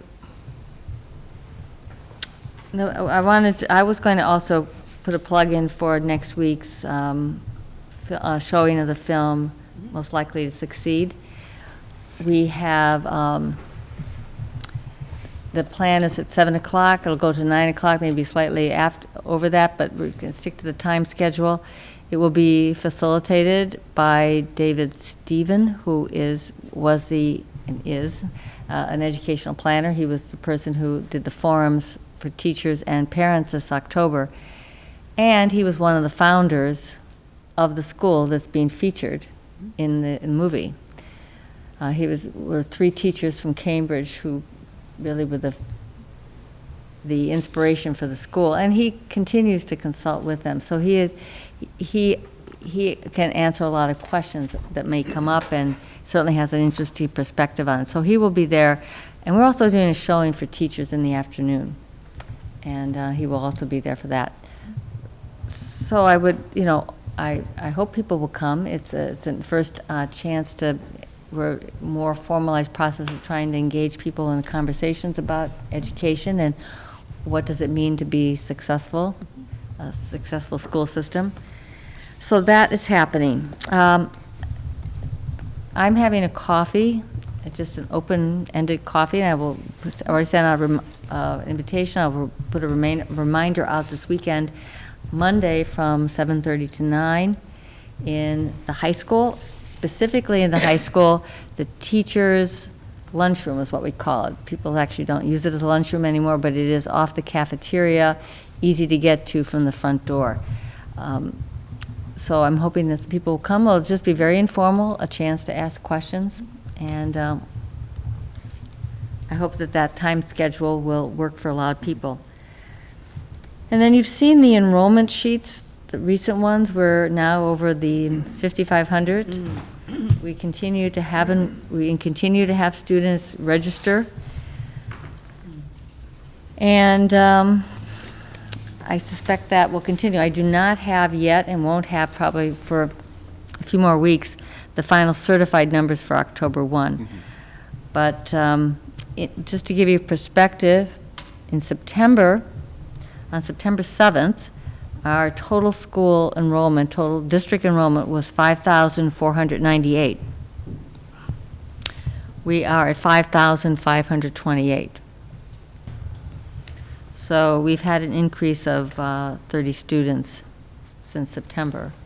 But we've also had, that's a little bit misleading in that we've also had a lot of students who've been identified as not in the school system. So actually the number of real increases is higher than 30. If you remember, there was a dip in October because we identified students that had not been taken off of our enrollment list because people didn't tell us they were moving. Oh, right. Right. And so there was a dip, but the delta is 30. the delta is more than 30 in actual number of students. Exactly. I can't tell you off the top of my head what that delta is. So we are growing, and to Mr. Hayner's point, what were the certified numbers, because that's our Chapter 70. And that also is our enrollment, that's the number we use in the town for the enrollment growth factor as well. So even if it's higher than that, we have agreed to use the October 1 certified numbers. So that's where we are, and I think I have covered everything. Thank you. Yes, Dr. Allison Abbey. Could I bring up one topic? The parent conference enrollment software. So I had the privilege of signing up both my middle school student and my high school student. The signups were a week apart. The Audison one had not gone well. The software crashed. It was, and the vendor wasn't expecting. So for people outside who aren't having to do this yet, the system has changed. And clearly we're using a vendor now, and they weren't able to respond to the great number of people who were trying to get something in really quickly. And I know that you found out about that and got it fixed fairly quickly, but a couple weeks later when the high school conference stuff went around, people were still having a lot of Were? difficulty, yes. I didn't know And that. so it's kind of, people weren't, what I heard from other parents were that it was taking them hours to get to register. They couldn't create accounts ahead of time, so they were still having to go through the making accounts and stuff. The information out there was much better for high school than it was for middle school. So there was improvements, but I'm questioning whether this vendor is the best one for the job, because they should, the first time, sure, okay, it's new, it's different, but they should know the second time, it should have been a much smoother, and I did it at both times, and it was a little better for high school, but it was not enough better. It should have been That was much the feedback I got too. better. Yeah. Thank you. I'll follow up on that.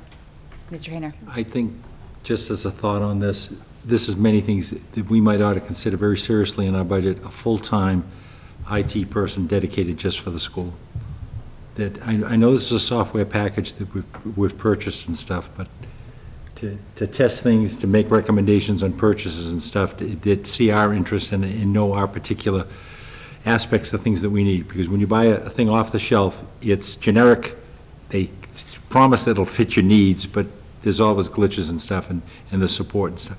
Just a thought to go along with this. Mr. Slickman. Was this done out of Power School? That's my understanding. But it could be that there's a Different. new module on it. No. It's No? not done through Power School because it looks like it's for booking tickets. Yeah, it's because you're really- given, Uh-huh. it's actually How much very you owe funny. them. Yeah, it tells you how Zero. much you owe them, it says zero, and, and Yeah. pay, and. It also looks really awkward. It's really awkwardly, it does it's an look awkward kinda weird. system. You may have 3 Doesn't tickets fit. to an thought we- event. Power School has a module for think that we exactly used to- this. They have, We used to use that. the point is, I was talking to the vendor about the upgrades and the new package, and student registration is one of those, so that whether or not they have the capacity to do external registration as well as course selection registration, it might be worth looking into whether or not we can move that back into Power School so that it operates out of the SIS. Anyway.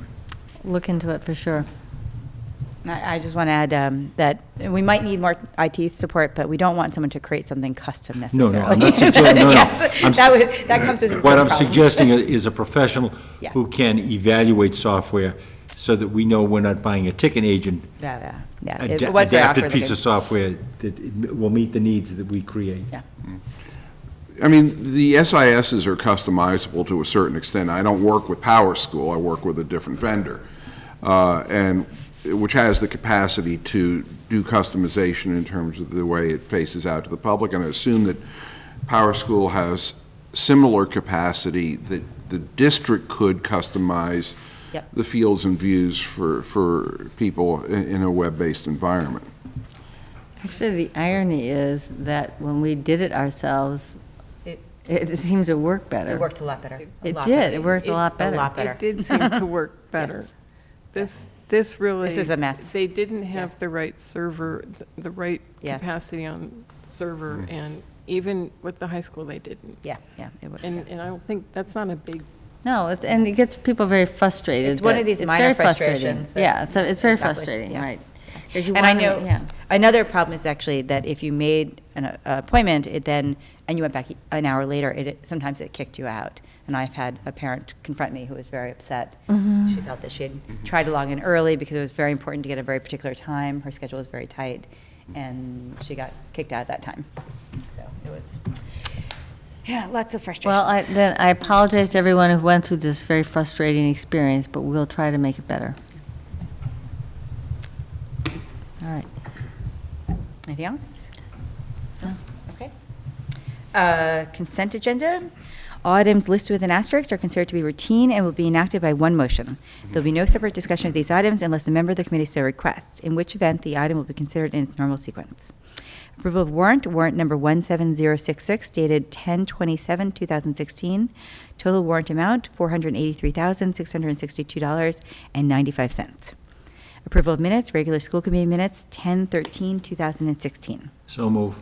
Okay, moved by Mr. Hayner. Second. Seconded by Mr. Schlickman. All in favor? Aye. Aye. Unanimous. No policy to review. Let's go to subcommittee and liaison reports. Budget. Okay. Dr. Allison Ampe. Budget will meet before our next meeting. Okay, great. Are we looking at the calendar? Yeah, so do you Sorry, want to sorry. discuss the calendar I that you forgot. put It's in? not- Yes. Is I- Okay. Okay.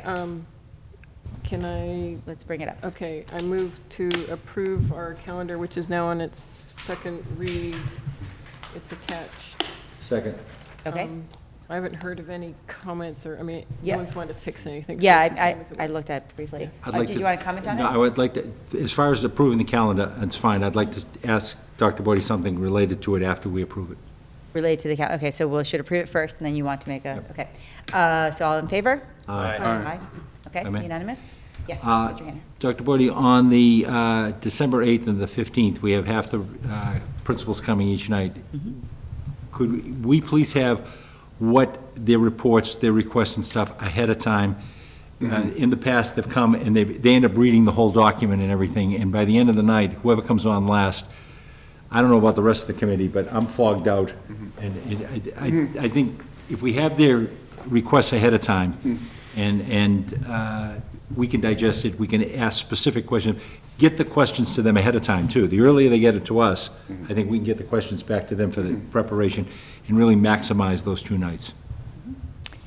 May I? I will definitely ask them, and by the way, it'll be elementary the first night. They have conferences on the 15th. But it's also a presentation to the public, too. So Yeah. I think they would want to But give their narrative. I have no problem with the Oh, you are just narrative. asking but for the- things to But be- the document, the specific requests and stuff, some of them in the past have literally gone through the whole aspect of it, the requests and stuff, the things we want. I'd like to see it ahead of time, that's all. Okay, I think what the plan is, in fact, they're starting to meet on this next week, is to have, and as in the past, it'll be one, it's not going to be by school, it's going to be by elementary principals as a group. But the high school and the middle school, I understand that. You just want to see the documents. The other You want part to see what about their it, You want to see the request. documents the other part beforehand. about it is, they're presenting a document, their program and stuff, and if we don't approve it all, there's a little plus and minus. They're here to advocate for their Well, they're here program, to and advocate. I appreciate that. We need to see it ahead of time, that's all I'm asking. Okay, so we'll make. Thank you. Reasonable, yep, Make okay. requests, yes. Anything else then? So, okay, so we've approved this and, okay, so then, community relations, Ms. Starks is not here. Did we have, we had a meeting. Was it since our last meeting? No, it wasn't. I know there's another one scheduled on the calendar for next week, okay. District accountability, curriculum instruction, and assessment. No report, however, would this be the time to discuss our field trip to Hyannis? Sure. Okay. Sure, that's good. Or actually, which may be other, but yeah. Yeah, I mean. Let's do it now.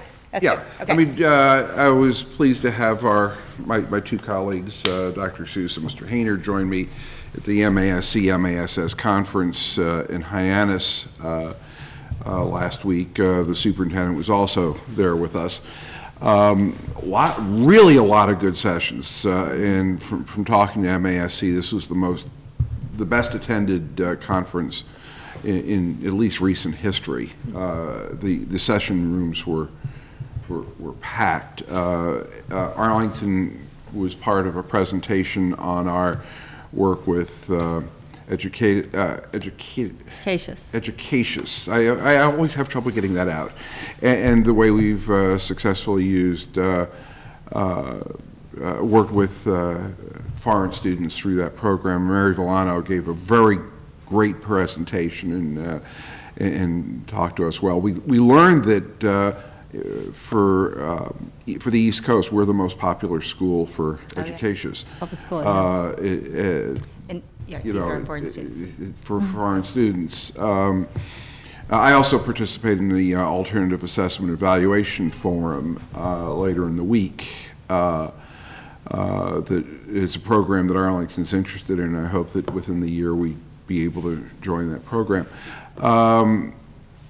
The Delegate Assembly almost unanimously passed the resolution on the charter school cap. It passed a resolution supporting the additional revenue of the so-called millionaire's tax That was the one that produced the most discussion. And it was very, very worthwhile. A great learning experience, a great time to talk to other school committee members. And if, I know Mr. Hayner attended many sessions, and I'm sure he has his view of what he saw. Make it short. One I'm going to address under policies, and I'll skip that one for now.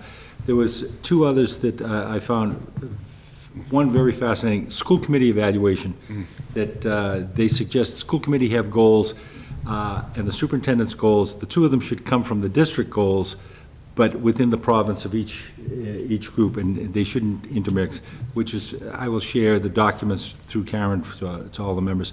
The other one was on student activity fees. There was a person from DESE, and they were all accountants in the room and talking about the needs and dealing with it. They're very persistent on the audit factor right now. They're finding a lot of people still having, I think they said there was one high school graduation account from 1996 still being held by some bank in the school. Anyway, I was, at the beginning, did not think that it was going to be a good conference. It was fascinating. There were a lot of great things going on, a lot of people there, and very active. Great. I too was there for a little bit, but I won't, actually I sent something to Dr. Alessandria in the budget presentation. One of the things I found interesting was a presentation on how to present your budget information to the public. Facilities. The facilities subcommittee are the three people that are on the school enrollment task force. The school enrollment task force meets next on December 21st at 7 p.m.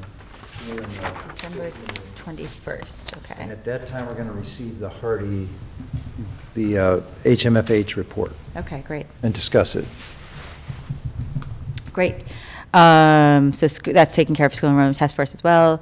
Warrant committee. How about policies first? Oh, I'm sorry. Yes, policies, yes. We met yesterday and discussed the idea of having MASC review and revise all our policies. We prepared a set of questions to be answered by MASC before bringing recommendations to the committee. We also discussed two policies, waiting a response on legal requirement of those, and then we'll bring those to the committee. Our next meeting will be on November 30th at 5:30 in this room. And jumping down to warrant committee, signed it, and everyone got paid again. Excellent. Liaison reports, Mr. Cardin. No, sorry, just a question on the policies. Yes.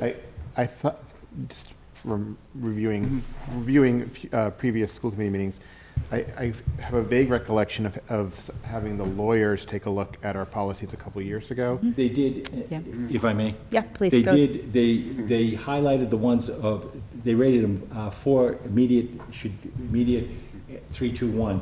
We've started on that. What MASC will do is, they've identified policies. They did not, we periodically get suggested policies for updates. Two of the ones we're considering on that legal part was on smoking and electronic cigarettes and things of that nature. What MASC does is bring all their suggested policy changes and revisions to it. They have a legal counsel aspect of it, and then they will tailor to our specific needs. We're doing similar things as we go through the policy book. We came up with a list of questions that we wanted them to answer before we even are going to consider this. It's, to me, a more efficient way of doing it. We're taking all the same steps. Yeah. Great. Dr. Alessandra. My understanding is that MASC will write the new policies for you. The lawyers just identified which ones we need to rewrite, but we have to rewrite them or work with them to rewriting, and it's a lot. What, just one point, from when we worked with the legal counsel to review the policies, they actually had us eliminate some policies that were no longer valid, and some of those policies were policies that had been recommended to us by MASC, so But the timing might be. Let me just also add. We ended up, just for the record, so for Len's benefit, we ended up deferring to our counsel rather than MASC. The two policies that counsel, Rebecca just gave us, were MASC policies on the smoking. So it goes both ways on that. Okay.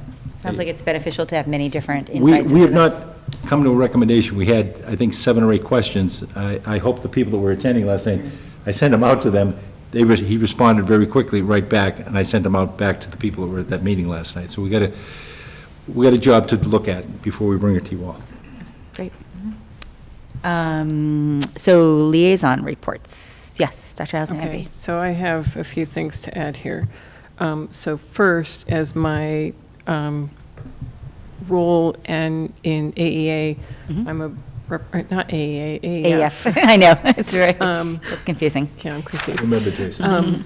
Anyway, so they met on Sunday night, and we're talking about the Continuing Scholar Awards. I can't talk about what it is because I don't think it's been released to the public, but they continue to bring the ability for teachers to pursue really interesting and invigorating studies outside of school that they then bring back to their students and to their colleagues. But I also wanted to mention that they are having their annual fall function on the 21st. That's a Monday. It's from 6 to 8, and this time it's going to be at Olivio's. You can go to their website to RSVP and buy a ticket. My recollection is the price is $100 for one person and $150 for a couple, but you can double check that. And I'm saying that now because it's not, I know you folks have all received invitations, but also the public is very welcome to come. And the theme this year is called Many Faces of Learning. They're going to be talking about the Inside Out Audison project. They'll have the teachers there talking about it. They'll have another teacher there whom I forget. Sorry. And it's a fun event, and if parents are interested, please come. It's a good thing to attend. Great. So that's, sorry, I've got a couple things. Yeah, please. So then Mr. Hayner and I also attended EDCO yesterday. That's the EDCO roundtable, and there was some discussion about the election and potential effects on education, a review of the MASC conference and what people learned there, and some discussion for future topics of meetings. One thing I brought away was that on the 17th, and I know this is going to probably be a conflict for a lot of people, but at EDCO there's going to be a meeting attended by Catherine Clark, and she's going to discuss the future of education public policy. So I may actually head to that. It's from 4 to 6:30. It's in the EDCO building. And then the final thing I wanted to mention, and this isn't my role at all, but I know right before our last meeting, ACA had their kickoff for their capital campaign. And I think this is something that we should be bringing up since we're kind of part of the reason they're having to do this. And we have felt all along that their role is important, and I wish there was a way we could keep them at the Gibbs, but it just won't work. So I'm hoping that all of my fellow members will join me in helping contribute to this campaign and helping make their capital campaign a success. I looked at their website. There's a nice donation area there. It's easy to get to, and maybe the public would like to join in too. I got my thank you letter for my donation yesterday. Yes. Good, thank you. Any other liaison reports? I'm going to make my perpetual plea. If you are a liaison to a committee that you have not yet reached out to, or to a school, please do so now, or now, but soon. Announcements. Yes, Mr. Hayner. I'd like to announce the Veterans Day Parade will begin tomorrow morning at 10:30. Marchers will step off at Adams Street on Mass Avenue, across from Walgreens, continuing up to Monument Park and Arlington Center for observances and placings of wreaths at the Monument Park. Second announcement, flags for heroes that are out in the front lawn Beautiful. here will Gorgeous. be on display till Monday morning, November 14th. I would invite the public and our members here, if you haven't done it, to come down and walk through and enjoy reading the heroes that have been identified by the different people. Excellent. Yes, Mr. Sleepman. For people who love our former colleague Judson Pierce, he's performing in a play at the Burlington Players this weekend and next weekend. And if you've ever seen Judd perform, he does a great job. So we're going tomorrow night, and I've recommended to anybody who's listening to go hit Burlington Players and get tickets for the play. Great. Any other announcements?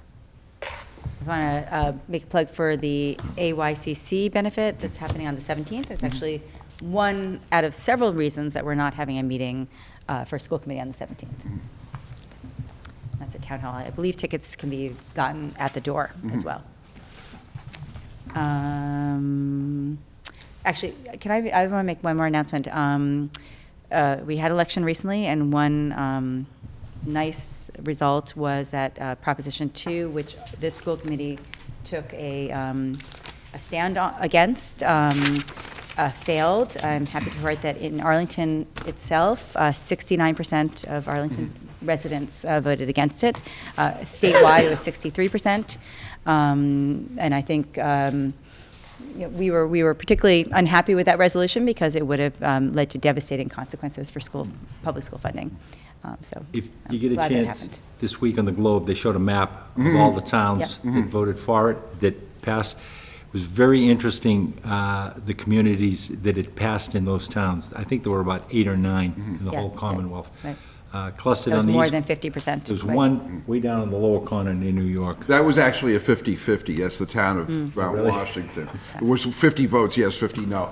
It was a very interesting collection of towns that voted yes. It Small was communities. Sherburne, Dover. Dover, Yeah. Wellesley, Weston, Yeah. Lincoln, Wealthy towns. Manchester by the Sea, Didn't reflect what was produced, Yeah. the documents. yeah, Anyway. 2 on the Cape, right. the islands, and Cohasset. Okay? Yeah, They need 'em. the poor urban children in Cohasset really want their charter schools. Easy. Okay. Okay. Yes, what? Yeah, future agenda items. Anything that we want to see on a future agenda? Okay. And I just repeat that there is a chance that a December meeting will go longer, so just, keep that as a possibility. We'll try to keep them short, but it's just possible. So entertain a motion to adjourn by Mr. Hayner. Second. Seconded by Mr. Schlickman. No executive session? We actually don't have an executive session, yeah. We do? We do? So, Well, We're going to approve the minutes. well, the minutes, we actually approved, those particular minutes we We- pre-approved. We approved the release, so we could approve those minutes in open session. Okay, so we have to, still Motion have to to approve approve them. the minutes from Second. the executive session. I think we, We have okay. another item as well? We had something that has been pushed, is what I understand. The one item I know about has been pushed, but I don't know if there's another one. There was another item that I Okay. thought was on the agenda, Okay, but apparently it didn't make it into Novus. So Got it. if we could just discuss it at least, if we can't. so we should go Yeah. to open, we should go into executive I mean, session. Okay, so I will read the executive session. Before we go into Yes, executive Mr. session, Schlickman. motion to approve the minutes Okay. of the executive session on Thursday, October 27th, Second. which Okay. we've already released. Right, so made by Mr. Schlickman, motion to approve those minutes from last time, seconded by Mr. Hayner. Yes, which minutes are these? Yeah, so what we did on October 20th, since the session was so short, is we sort of pre-approved them for release. The reason was moot for holding it, so we approved release, but we haven't Okay, approved the I'm minutes. not questioning that we can do that, except they're not listed on the agenda, so can we approve them? They are listed in Novus. They are in Novus. Oh, they're listed in Novus. They're not They listed. were They're not listed listed in on this executive. agenda. Were they up in Novus in sufficient time? October 13th. No, it's October 13th. You're It's October talking about the 27th. 27th. Because we voted release, I know. Yeah, but which which one? I'm saying we can't approve them because they're not on the agenda. I don't think. Minutes. Approving of minutes is all we're doing is saying is that they're ministerial. okay. No, she's just questioning whether this is the right minutes. It isn't No. going to, this is No, not. I'm saying It's they're not October listed. 20th. We is could- on- Look, we can do it to the next meeting. There's nothing They're out there. deliberative about approving minutes. We can, It says October 13th, but they are October. They're actually October 20th minutes that are in Novus or in Novus in Wanna sufficient hold time. you want to hold it and put it in the Hold it. next Karen has the consent Just the authority. minutes. It's Karen just has the the minutes. authority to Minutes. release them to anybody who wants them, so it's. It's just the minutes. It's just the minutes. We can Okay. wait. We can wait. Okay, so It's a There's a motion to. It's administrative problem. it's an administrative thing to motion. correct I the. withdraw the We fix motion. that, okay. No. No, we're going to still approve it, right? Paul made the motion. I made the motion to approve. I don't see any reason why we can't. I think we can. I seconded the think we motion. just need to fix, okay, seconded by Mr. Thielman. All in favor? Aye. Aye. Aye, so unanimous. Okay. So now we have executive session. Executive session to construct strategy sessions in preparation for negotiation with union and/or non-union personnel or contract negotiations with union and/or non-union in which is held in an open meeting may have a detrimental effect. To conduct strategy with respect to collective bargaining or litigation in which if held in an open meeting may have a detrimental effect. Collective bargaining may also be conducted. And we've already voted to approve the executive session minutes as amended. Actually, I just have a question. We don't need to come out of this executive session meeting? No. Do we? No. Maybe? I don't know. I mean, There's a chance We- it might. if- Well, no, we're not going to You vote it can't, because we because didn't you put didn't it list in. it. I think if we haven't seen it, we shouldn't We have voted haven't for it. seen Okay, it, so we're just gonna okay, so we are not, discuss. we are not coming out of executive session. So roll call for going into executive session. So moved. Okay, so moved by Mr. Slickman, thank you. Seconded by Dr. Allison Ampe. Roll call. Yes. Aye. Yes. Yes. Yes. Okay, we're in executive session.